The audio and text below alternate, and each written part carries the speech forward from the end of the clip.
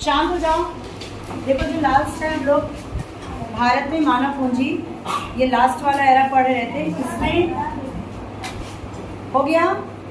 करें start madam, start करें। तो मानव पूंजी हम लोग पढ़ रहे हैं, लास्ट हम लोग सेगमेंट में आ गए हैं और अब हम लोग को लगभग निष्कर्ष निकालना है कि पहले हम लोगों ने देखा था मानव पूंजी के स्रोत, मानव पूंजी के स्रोत को डिटेल में हमने पढ़ा, फिर हम इसमें आ गए कि भारत सरकार आखिर क्या कर रही है। तो लास्ट का जो है वही हम लोग का थोड़ा सा बाकी है। भारत सरकार ने बच्चों को मुफ्त और अनिवार्य शिक्षा का अधिकार अधिनियम बनाया। मुफ्त में शिक्षा मिले 8वीं तक, उसके बाद भी कई स्कॉलरशिप अभी भी आप लोग को प्रोवाइड कराए जाते हैं, मिलते हैं। उसके लिए कुछ एलिजिबिलिटी होनी चाहिए। 6 से 14 वर्ष की आयु वर्ग के सभी बच्चों को मुफ्त शिक्षा प्रदान की जाती है। 99 में भारत सरकार द्वारा नियुक्त तापस मजूमदार समिति ने अनुमान लगाया था कि 6 से 14 वर्ष, तापस मजूमदार समिति ने ही रिकमेंड किया था। ये 10 वर्षों की अवधि में लगभग 1.3 लाख करोड़ व्यय करना होगा। सकल घरेलू उत्पाद के 6% के स्तर की तुलना में वर्तमान 4% व्यय का स्तर बहुत कम है। मतलब समिति ने ये कहा कि हमें पूरी कमाई में से 6 हिस्सा देना होगा शिक्षा को, लेकिन दिया कितना जा रहा है? 4। जो इस 2 की कमी से बहुत कमी आ जा रही है।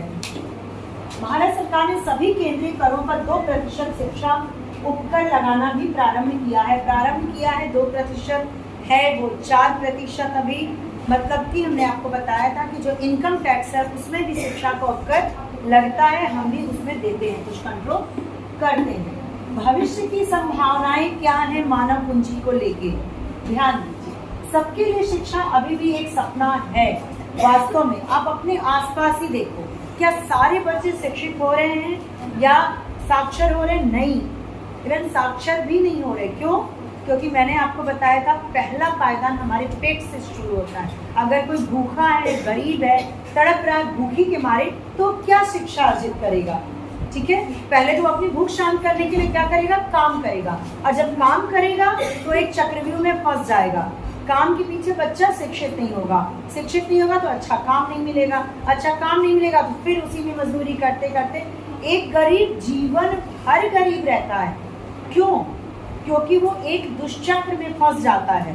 जैसे पंखे में कोई चीज फंस जाए तो वो घूमने लगती है, एक सर्कल ही में नाचती रहेगी जब तक कि कोई उसको झटके से वहां से न निकाले। तो ये झटका बिग पुश होता है जो कि सरकार ही लगा सकती है, कोई बड़ा सा ऐसा काम करके कि नहीं, इनको कमाने की नहीं जरूरत है, इनको स्कूल भेजो, हम इनका लालन पोषण करेंगे। तो एक व्यक्ति, एक गरीब व्यक्ति जब गरीबी के दुष्चक्र में फंस जाता है तो वो फंस जाता है, उसी में घूमता रहता है। खाने के लिए कमा रहा है, कमाई कर रहा है, निम्न काम कर रहा है, शिक्षा नहीं लेगा, प्रशिक्षित नहीं हो रहा, तो ऊंचे काम में नहीं जाएगा। यानी वो जितना कमा रहा है उतना खा जा रहा है, खत्म। तो ये सारी चीजें हमें दिख रही हैं कि शिक्षा जो है सबके लिए अभी भी सपना है।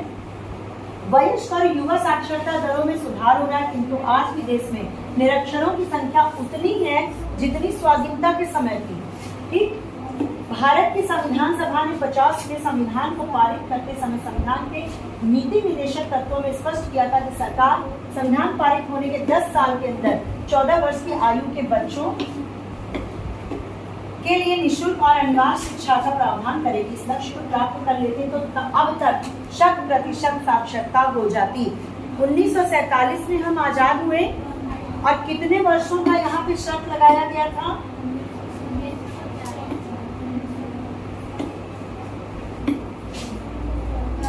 पारित होने के 10 साल के अंदर 1947 को आजाद हुए तो 1957 तक हमें 14 वर्ष की आयु की निःशुल्क शिक्षा अगर हम लोग कंफर्म कर देते तो आज हम 100% साक्षर होते। लेकिन वो छोड़ो, आज तक ये नहीं हो पाया है। ठीक, लिंग समता पहले से बेहतर। लिंग समता जो है अब पहले से बेहतर होगी। लिंग समता का मतलब पुरुष और स्त्री, बालक और बालिका का जो लिंगानुपात होता है वो।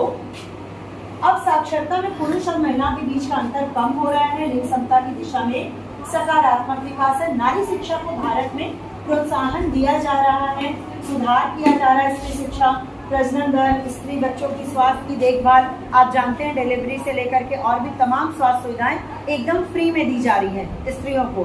बालिकाओं की शिक्षा के लिए एक से एक स्कॉलरशिप आ रहे हैं, एक से एक योजनाएं आ रही हैं। तो ये सब क्या कर रही हैं? देखो, सरकार योजना चलाएगी प्रॉपरली तो उसमें विकास होगा, उस क्षेत्र में डेवलपमेंट होगा, इम्प्रूवमेंट होगा, जो कि स्त्री शिक्षा में देखी जा रही है। उच्च शिक्षा लेने वालों की कमी है, लेकिन जैसे आप ही में से कितने लोग 12वीं तक लटक जाएंगे, बीए में जाएंगे ही नहीं, 8वीं तक रुक जाते हैं बच्चे। तो उच्च शिक्षा लेने वालों में बहुत कमी है। इसका पिरामिड नुकीला है, ये कह रहे हैं जो पिरामिड है वो नुकीला है, मतलब ऐसा। नुकीला का मतलब ये बहुत ही शार्प है, यानी यहाँ पे फर्स्ट के यहाँ तक मान लो 8th क्लास है, बात समझो। पिरामिड नुकीला होने का मतलब यहाँ तक है आपका 12th क्लास। कम यहाँ ज्यादा बच्चे थे, कम पहुंचे, यहाँ 12th में और कम पहुंचे, बीए में यहाँ देख रहे हो और कम पहुंच रहे हैं, और उच्च शिक्षा यानी पीएचडी वगैरह करने वाले और भी कम हो जा रहे हैं, बिल्कुल कम यहाँ। तो पिरामिड नुकीला होने का मतलब नीचे तो बच्चे बढ़ रहे लेकिन ड्रॉप आउट करते जा रहे, खत्म होता जा रहा, उनकी शिक्षा वही रुकती जा रही है। तो यहाँ जो पहुंचेंगे वो बहुत ही कम होगी।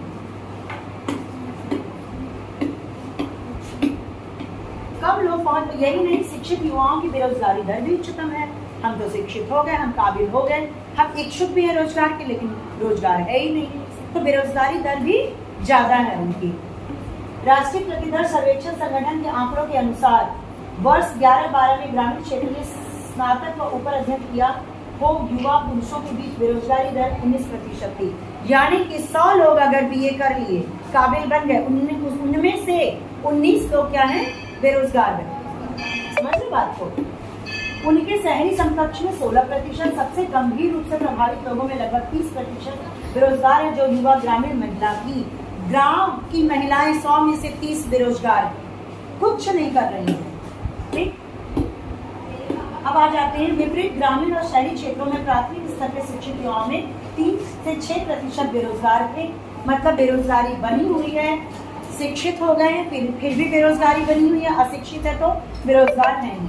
इससे निष्कर्ष में आते हैं पूंजी निर्माण और मानव विकास जो है तभी संभव हो सकता है जब सरकार इन सारे क्षेत्रों में इकट्ठा काम करे।